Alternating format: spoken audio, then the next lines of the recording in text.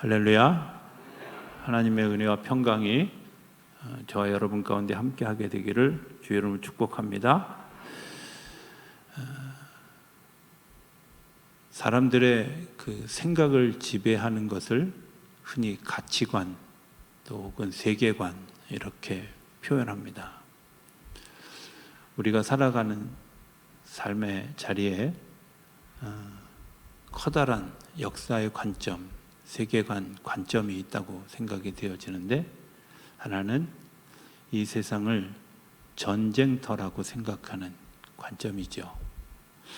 그래서 차지하고 정복하려고 합니다. 그리고 정복하기 위해서 수단과 방법을 가리지 않지요. 또 정복한 것을 지키기 위해서 너무 많은 피를 흘리기도 하고 또 고통을 주기도 하는 일들도 합니다. 쉽게 표현하면 약육강식의 세상이다라고 생각하는 세계관, 이게 세상을 전쟁터라고 생각하는 관점이죠. 또 다른 관점이 있는데, 그것은 이 세상이 경기장이다 이렇게 생각하는 관점입니다. 승패가 중요하지요. 그래서 1등만 존재하는 그런 세상. 또 그 1등을 하기 위해서 끊임없이 자기를 수련하고 끊임없이 훈련해서 내가 그곳에 도달해야 되고, 도달했다면 지켜야 되고 하는 관점. 많은 사람들이 그래서 더 높은 것을 하늘이라고 생각하지 않고 하늘 밑에 있는 더 높은 것을 향해서 걸어가죠. 명성, 권력 이런 것들을 추구해 가면서 삶을 투자하는데 오직 승리를 위해서 자기의 삶의 모든 것을 규정짓는 그런 일들. 세 번째 세계관은 세상이 꽃밭이라고 생각하는 세상 관점입니다. 서로 조화를 이루고, 그리고 꽃술이 이제 벌레 또 나비 벌들에 의해서 옮겨지고 서로가 서로를 세워가는, 거기에는 큰 식물도 또 작은 꽃도, 그리고 아주 예쁘게 생긴 꽃도 아주 못생긴 꽃도, 심지어 풀마저도 서로 조화를 이루는 그런 자리, 꽃밭과 같은 세계관입니다. 이런 질문을 한번 해볼 수 있을 거라고 생각이 되어집니다. 내가 살아가는 내 삶의, 내 마음에는 어떤 관점이 나를 지배하고 있을까? 전쟁터 같은 마음일까? 아니면 경기장 같은 마음일까? 아니면 꽃밭과 같은 마음일까? 한 걸음 좀 더 나아가서 우리의 가정은 전쟁터일까? 아니면 경기장일까? 아니면 꽃밭일까? 아마도 우리의 생각 속에는 꽃밭이기를 바라는 마음이 더 강렬할 것이다 라는 생각을 가지게 되죠. 그런데 그런 마음을 가지고 목회를 하고, 그런 마음을 가지고 가정의 가장으로 살아가고 있음에도 불구하고, 때로는 나도 모르게 자녀들에게 경기장에 투입된 선수처럼 조금 더 나아가기를 원하고, 조금 더 수련되어지기를 원하는 은밀한 눈빛과 보이지 않는 액션을 취하고 있는 것을 종종 보게 되죠. 자유로워야 하는데 약간의 억압이 숨겨져 있고, 서로를 인정해줘야 되는데 인정하지 않는 권위와 라떼라는 단어들이 그 안에 있는 것을 종종 보게 되죠. 좀 더 나아가서는 가정이 폭력이 또 소외가 난무하는 전쟁터와 같은 일들이 일어나는 집안도 있는 것을 보게 되지요. 하나님이 이 세상에 지으시기를 원하시고 이 세상이 어떤 사회가 되기를 원하실까? 이렇게 생각해 보면 하나님이 이 세상을 전쟁터로 만드실까? 아니면 이 세상을 경기장으로 만드시기를 원하셨을까?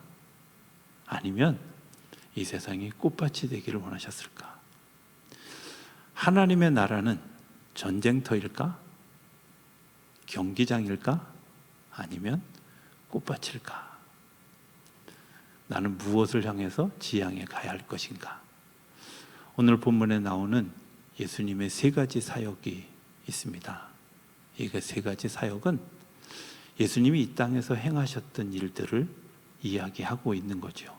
그런데 이 예수님의 사역의 도대체 목표가 뭐였을까 하는 것을 한번 생각해 보게 됩니다. 오늘 본문에는 예수님의 사역을 회당에서 가르치시고 그 다음에 천국 복음을 전파하시고 모든 약한 것을 고치셨다. 그렇죠? 그렇게 되어 있습니다. 예수님의 하셨던 세 가지 사역입니다. 이 세 가지 사역을 통해서 예수님이 우리에게 어떤 가치관, 어떤 세계관으로 살아갈 수 있도록 인도해 오시는가 하는 것들을 한번 묵상해 보기를 원합니다. 회당에서 가르치셨다. 회당. 많은 분들이 알 듯 모를 듯한 이 단어가 이 회당과 성전의 구분입니다.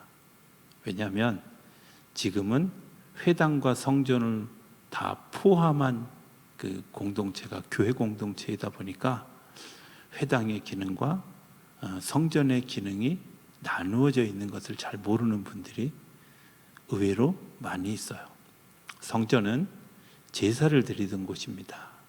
내가 각을 떠서 번제를 드리고 그 번제를 통해서 내 죄의 용서함을 받고 성소에 있는 기도하는 손, 또 진설병들을 통해서 내가 영적 충전을 경험하고 그리고 지성소에서 임하시는 하나님의 은혜를 통해서 그 대제사장의 기도를 통해서 우리가 세워져 간다라는 그런 기능으로 성전은 예배하는 제사하는 기능이 있는 곳이고요.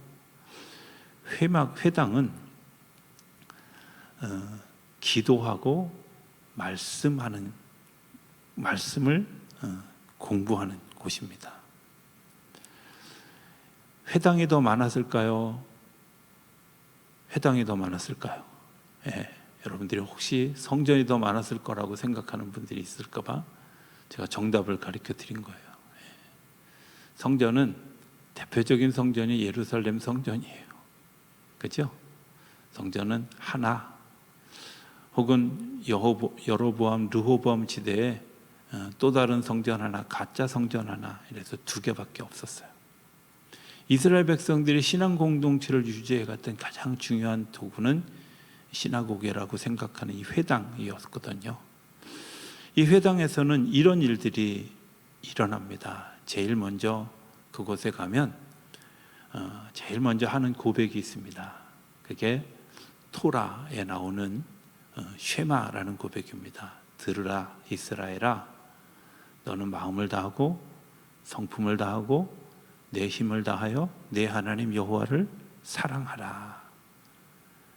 이것을 신명기 6장 4절부터 5절까지의 말씀을 자기의 손목에 붙이고 늘 자기의 삶에 아주 중요한 그런 그 고백으로 삼고 살았습니다. 그리고 회당에서 제일 먼저 고백하는 일이 이거였습니다. 이게 제일 먼저 고백한다는 말은 굉장히 중요한 말이죠. 그렇죠?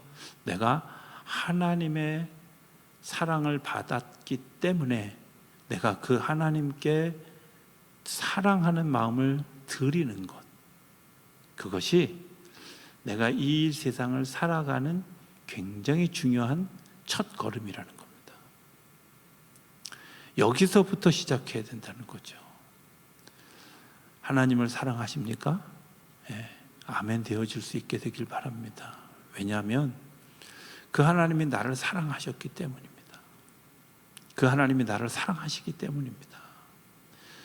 하나님이 나를 사랑하신다는 그 사실을 알기 때문에 예, 제가 주님을 사랑합니다, 이렇게 고백하는 것, 내가 지금은 사랑하지 못하지만 사랑하기를 소망합니다, 그렇게 기도하는 것, 하나님 내가 지금 사랑할 수 없는 지경에 있지만 주님의 사랑이 나를 이끌어 주셔서 사랑하게 하셨습니다, 이렇게 고백하는 것, 그게 회당에서 한 첫 번째 고백이에요.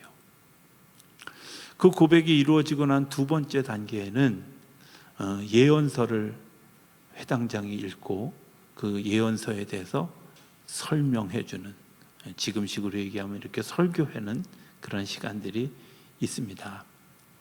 누가복음 4장에 보면 예수님이 회당에 들어가셔서 이사야서에 나오는 그 복음의 이야기를 듣지요.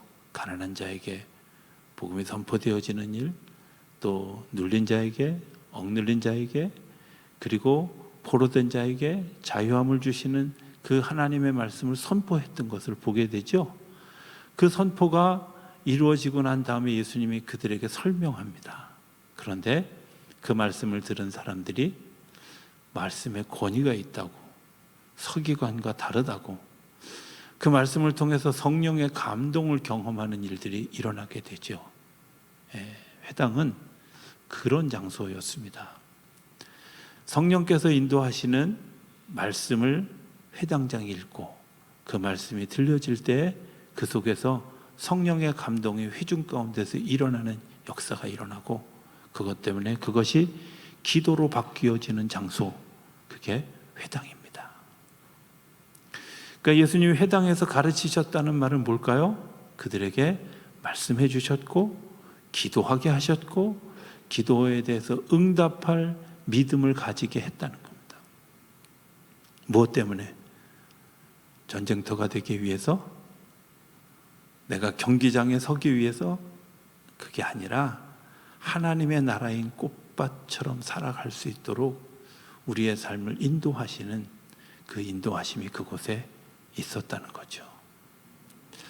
주일에 또 혹은 우리 교회에서 드리는 여러 예배에 가장 중요한 핵심은 저는 여기에 있다고 생각합니다.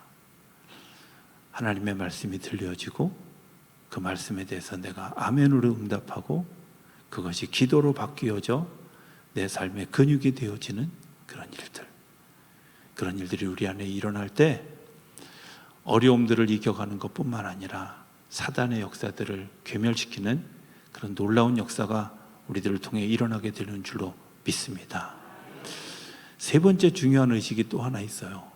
그게 뭐냐면 민수기 6장 24절에서 26절까지의 말씀을 읽는 거예요.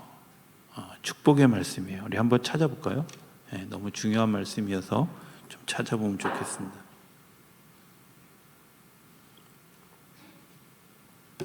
민수기 6장 24절에서 26절까지 말씀입니다. 여러분들의 자녀들에게, 가족 구성원들에게 이렇게 축복하면 좋습니다. 이게 23절에 보면 이렇게 돼 있어요. 아론과 그의 아들들에게 말하여 이르기를 너희는 이스라엘 자손을 위하여 이렇게 축복하라. 그죠? 제사장들이 축복하라고 명령한 구절이에요. 자, 우리 한번 24절부터 한번 같이 읽습니다. 시작. 여호와는 내게 복을 주시고 너를 지키시기를 원하며 여호와는 그의 얼굴을 내게 비추사 은혜 베푸시기를 원하며 여호와는 그 얼굴을 내게로 향하여 드사 평강 주시기를 원하노라 할지니라 하라. 아멘. 여러분들의 자녀를 위해서 이렇게 기도하실 수 있게 되길 바랍니다. 이런 기도를 회당에서 제사장들이, 회당장이, 그리고 부모가 자녀들을 위해서 그렇게 기도했다. 마지막 축도처럼 축복 기도문을 그렇게 했다는 거예요. 회당에서 가르치신 일이 뭘까요? 이 세상을 살아가면서 하나님을 사랑하는 일들, 그리고 하나님이 때를 따라서 주셨던 말씀들, 그리고 이미 약속해 주신 축복을 날마다 확인하고 기도하고, 그리고 내가 이 세상을 꽃밭처럼 살아갈 수 있는 능력을 힘입는 자리가 어디냐? 회당에서. 그 회당에서 가르치시는 일을 예수님이 하셨다는 거예요. 지금 이 시대에도 주님의 몸된 교회를 통해서 그러한 일들을 가르치고 계시는 줄로 믿습니다. 말씀해 주시고 우리를 기도의 자리로 이끌어 주시는 일들을 오늘도 주님이 우리 가운데 오셔서 역사하시는 줄로 믿습니다. 두 번째는 천국 복음을 전파하셨다. 천국 복음에 대한 이야기는 비유로 마태복음 13장 이후에 이게 여러 번 반복되어져서 계속되어지는데, 그건 그때가 우리가 이제 또 성경을 읽어가니까 그때 가서 하나님의 나라에 대한 이야기를 하겠지만, 오늘은 그 하나님의 나라에 들어가는 길은 뭘까? 어떻게 하면 하나님 나라를 갈 수 있을까? 이런 거 있잖아요. 하나님 나라를 어떻게 갈까요? 사지선다에 갈까? 1번 지도 보고 간다. 2번 내비게이션 따라 간다. 3번 돈 주고 산다. 4번 믿음으로 간다. 원래 정답은 맨 뒤에 있습니다. 그죠? 믿음으로 가는 거죠. 그렇죠? 저는 믿음으로밖에 하나님 나라 갈 수 없다는 게 얼마나 감사한지. 아동부 때 우리 배웠던 그 찬송 들으면서 제가 얼마나 감사했는지 몰라요. 그런 노래 있죠? 돈으로도 못 가요 하나님 나라, 이런 거 있잖아요. 죄송합니다 여러분들, 교회학교 안 다닌 줄 제가 모르고 그런 찬송이 있어요. 근데 제가 저희 집이 어려서 되게 가난했거든요. 돈 주고 갔으면 난 못 갔을 텐데 감사하죠. 거기 또 선생님들이 짓궂게 또 뭐라 그러냐면 잘생겨도 못 가요. 얼마나 감사한지. 그죠? 아마 선생님이 키가 커도 못 가요 이런 거 했으면 시험 들었을지도 몰라요. 어찌됐든 믿음으로 가는 거죠. 믿음이라는 게 도대체 뭘까? 이런 거죠. 믿음이 뭐예요? 믿음의 커다란 5단계가 있다고 생각해요. 첫 번째 믿음은 배반당하지 않으려고 하는 그런 믿음. 소극적으로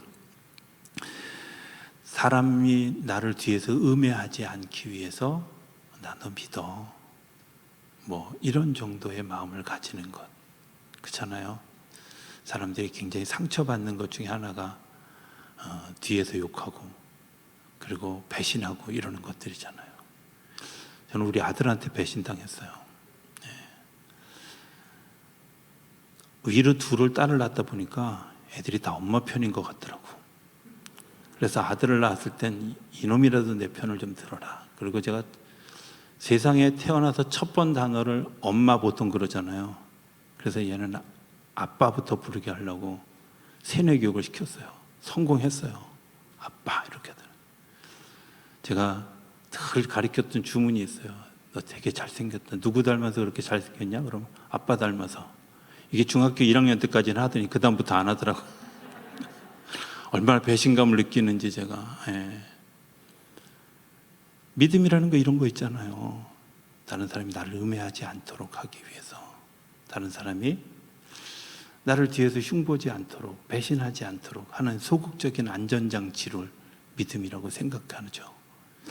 두 번째 단계에서의 믿음은 나는 너를 믿어, 이렇게 얘기하는 긍정적이고 적극적인, 세상 사람이 뭐라고 해도 난 널 믿어, 뭐 이런 거 있잖아요. 격려, 후원, 지원, 이런 것들, 이런 믿음으로 발전해 갈 수 있잖아요. 그런데 그런 믿음이 우리를 구원하는 것은 아니죠. 우리가 구원받는 믿음은 이런 것일 겁니다. 내가 주님의 진리의 말씀에 네, 그렇습니다, 아멘 하고 따라가는 거죠. 그죠? 진리의 말씀을 내가 믿고 그것을 따라 살아가는 겁니다. 여기에 참 갈등이 많이 있어요. 그렇잖아요. 이게 진리의 말씀인 건 아는데 따라가기가 어려운 거죠. 저는 꽤 오랫동안, 한 20년 가까운 동안 진짜 부르기 싫어하는 찬송이 있었어요. 부름받아 나서니 몸이라는 찬양이에요. 아주 난 그 하나님 나라 가면 그때만 해도 이온 학장님 가서 뵈면 왜 그러셨어요? 좀 물어보고 싶을 정도로.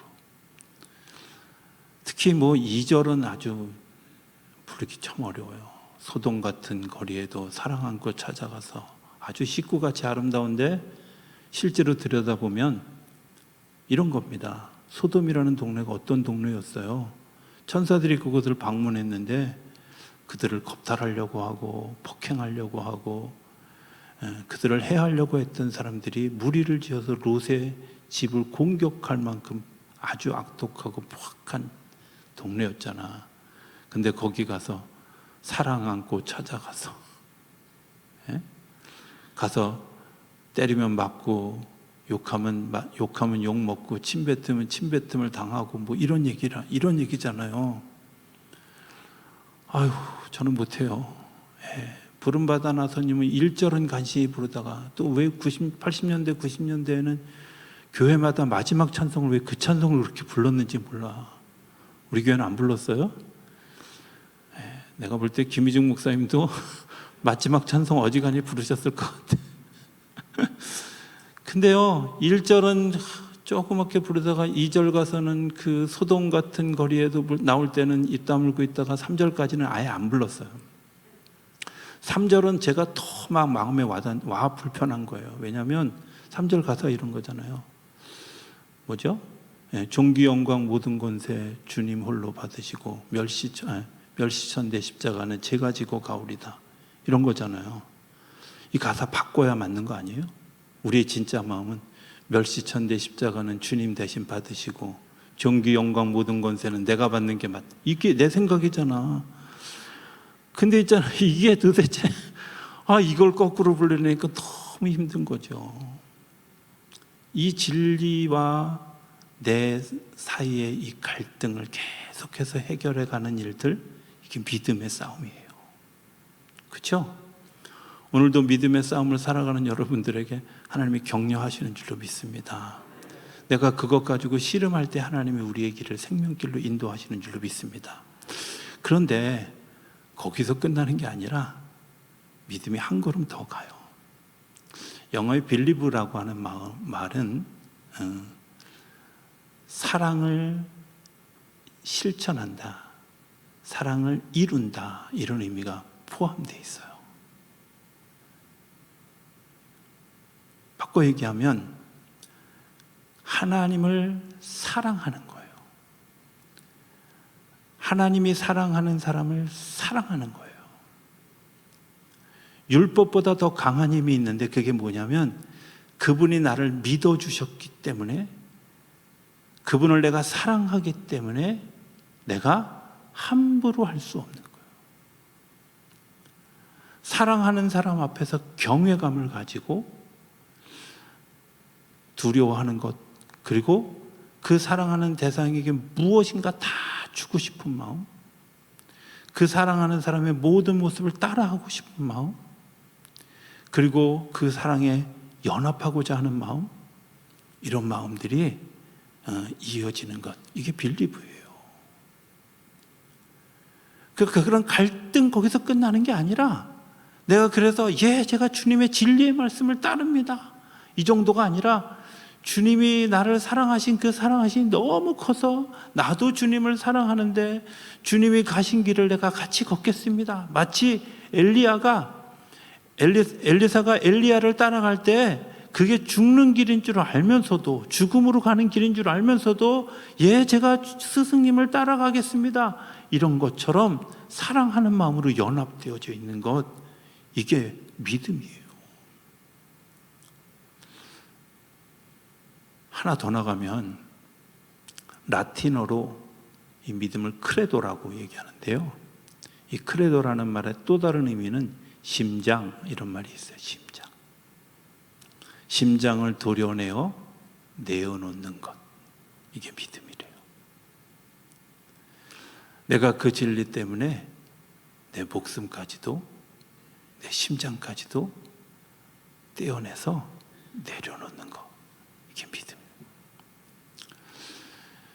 양문교회 있을 때 그 성서연구원을 하고 성서연구원 3년 주기가 지나면 졸업여행을 갔어요. 그 졸업여행을 성지순례를 한번 간 적이 있었거든요. 저는 로마 가서 한 3, 4일 있었으면 좋겠는데 비행기 타러 가는 반나절만 잠깐 로마를 들렀다가 사도 바울이 처형당했던, 참수당했던 그 공간을 가게 됐어요.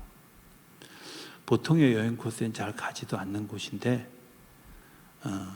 남들이 안 가니까 우리가 가기도 했지만 굉장히 의미 있는 시간이라고 생각해서 거기 들렀었습니다. 가이드가 그런 표현을 합니다. 이쪽 건물에서 이제 이쪽 건물 공간으로 사도 바울이 참수형을 당하기 위해서 이제 그 공간을 가야 되는데 바울이 그렇게 얘기했다고 얘기하는 거예요. 제가 주님을 배우러 가는데 어찌 뻣뻣하게 서서 갈 수 있겠느냐고. 그 먼 거리를 무릎으로 기어서 걸어갔다는 거예요. 무릎으로 기어서. 정말 그 주님을 내가 배우는 그 영광된 시간을 위해서 내가 그 무릎으로 너무 감동이 돼서 저도 무릎으로 좀 기어보려고 몇 걸음 하다가 멈췄어요. 왜냐하면 그때는 흙이었을 텐데 제가 걸을 때는 아스팔트였거든요. 그리고 사도 바울은 그때 돌아가시는 때지만 나는 아직 있어야 되니까 오늘은 제가 여기까지만 걷겠습니다. 이러고 돌아오긴 했지만 저는 그 마음, 사도 바울의 그 마음, 하나님 기뻐 받으시지 않으셨겠어요? 믿음이라는 것 그런 거죠. 내가 사랑하는 주님을 위해서 주님이 나를 필요로 하신다면 내가 심장까지도 내어주는 것. 이런 마음에 전쟁터 같은 마음이 있을까요? 경기장 같은 마음이 있을까요? 꽃밭 같은 마음이 그 안에 있는. 세 번째, 약한 것을 고치시고 라는 거죠. 약한 것을 고치시고. 저는 제가 별로 이렇게 좋아하지 않는 찬송들이 가끔 있어요. 저한테 불리하면 아주 싫어하는. 복음성가 찬양 중에 주와 함께라면 가난해도 좋아, 2절에는 주와 함께라면 병들어도 좋아, 이런 찬양이 있어요. 표정 보니까 모르시는 것 같은데 모르는 척 하지 마세요. 다 알면서. 주와 함께라면 가난해도 좋아. 제가 속으로 그래요. 하나님, 주와 함께 있으면 부자가 돼야지 가난한 건 또 뭐예요. 주와 함께라면 병들어도 좋아. 아니거든요. 건강해야지. 근데 그 뒤에 가사가 이렇게 돼요. 주와 함께라면 가난해도 좋아. 참된 부요함이 내 마음에 가득하니까. 참된 부요함이. 여러분들 이 참된 부요함이 뭘까요? 주님이 나를 통해서 열이라고 하는 것을 이루어 주신다면 내가 열이라는 힘을 가지고 있으면 주님이 개입할 곳이 한 곳도 없어요. 그런데 내가 하나만 가지고 있고 그 열을 이루기 위해서 주님이 9을 도와주시면 어느 쪽이 더 힘이 있을까요? 나는 아무것도 없는데 주님이 온전히 열을 도와주시면 어떤 것이 더 힘이 있을까요? 생각해보면 건강한 것도 축복이지만 내가 병들어 있는 것도 하나님의 은혜를 경험하는, 하나님의 복된 역사를 경험하는 축복의 통로인 줄로 믿습니다. 오히려 그 시간이 내가 더 하나님을 깊이 만나는, 그리고 하나님과 더불어 동행하는, 그리고 정말 하나님께서 주시는 꽃밭을 경험하는 그런 역사로 가는 굉장히 중요한 통로인 줄로 믿습니다. 내가 가난한 거 불편한 일이긴 하지만 하나님의 그 일들을 도우셔서, 그리고 이끄셔서 아무리 삶이 가난하고 힘들어도 벌거벗고 나가본 적 없고 굶어본 적은 하나님이 감동을 주셔서 오늘은 금식과 먹는 것의 중간인 금식이다 뭐 이 정도로 그냥 넘어갈 수 있도록 해주시고 어쨌든 살 수 있게 해주셨다면 하나님의 은혜였잖아요. 하나님이 우리를 도우셔서 나의 약함을 하나님의 강함으로 채워주신 것이 오히려 복됨이다. 약한 것을 고쳐주신 하나님. 뒤에 나오는 그런 그 병들은 사실은 그 당시에는 불치병들입니다. 그런데 그 불치병들을 주님께서 치료하시는 것뿐만 아니라 인간의 영원한 불치병인 죽음이라고 하는 병을 주님께서 고쳐주셨잖아요. 희망을 주셨잖아요. 여러분들 그게 예수님이 이 땅에 오셔서 한 일이에요. 전쟁터를 가진 세계관이 이룰 수 없는, 경기장을 가진 세계관이 이룰 수 없는 하나님의 나라의 꽃밭을 이 땅에 심기를 원하시는 주님의 마음이 우리 가운데 있을 때 그것 때문에 하나님의 나라가 이 땅에 이루어지는, 하나님의 나라의 씨앗이 이 땅에 뿌려지는 역사가 일어나게 되어졌다는 겁니다. 저는 우리 교회가 이런 사역을 감당하는 교회가 되기를 기도합니다.